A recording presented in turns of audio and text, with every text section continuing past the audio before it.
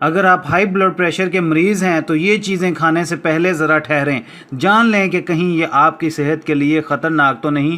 ہم میں سے کئی لوگ بلڈ پریشر کا شکار ہوتے ہیں، چند ایک اس بیماری کو حساس جان کر احتیاط کرتے ہیں اور باقی اس بیماری کو معمولی سمجھ کر بالکل بھی احتیاط نہیں کرتے اور ہر چیز کھاتے پیتے ہیں، لیکن یہ بے حد خطرناک ہے۔ اس لیے آج ہم آپ کو بتانے جا رہے ہیں وہ کون سی غذائیں ہیں جو ہائی بلڈ پریشر کے مریضوں کے لیے خطرناک ثابت ہو سکتی ہیں۔ تو چلیں پھر ان پر ایک نظر ڈالتے ہیں۔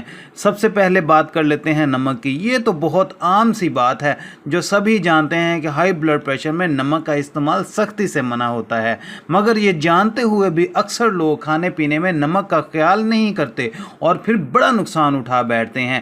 بیک ہوئی غذاؤں کا استعمال صحت کے لیے ٹھیک نہیں ہوتا اور ساتھ ہی ساتھ ہائی بلڈ پریشر کے مریضوں کے لیے بھی بہت نقصان دہ ہے، کیونکہ ان میں بھاری مقدار میں چینی موجود ہوتی ہے، جبکہ ڈبل روٹی، کیک اور دیگر بیکری آئٹم میں چینی کے ساتھ نمک بھی شامل ہوتا ہے، جو بلڈ پریشر میں انتہائی خطرناک ہے۔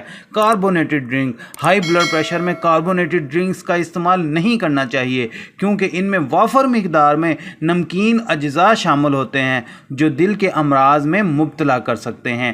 کافی۔ ہائی بلڈ پریشر کے مریضوں کو کافی کا زیادہ استعمال نہیں کرنا چاہیے۔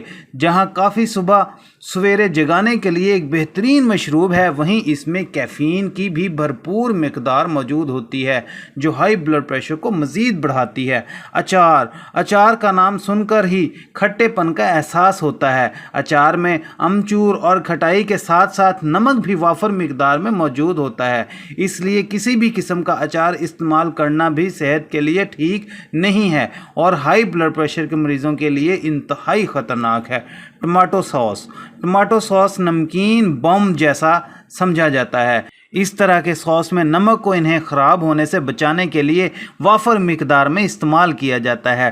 ٹماٹو ساس میں موجود نمک جسم کے الیکٹرولائٹس بیلنس کو بگاڑ دیتا ہے، جس کی وجہ سے گردے کا نظام بھی متاثر ہوتا ہے اور بلڈ پریشر بھی بڑھ جاتا ہے۔ امید کرتے ہیں آپ کو ہماری آج کی انفارمیشن پسند آئی ہوگی۔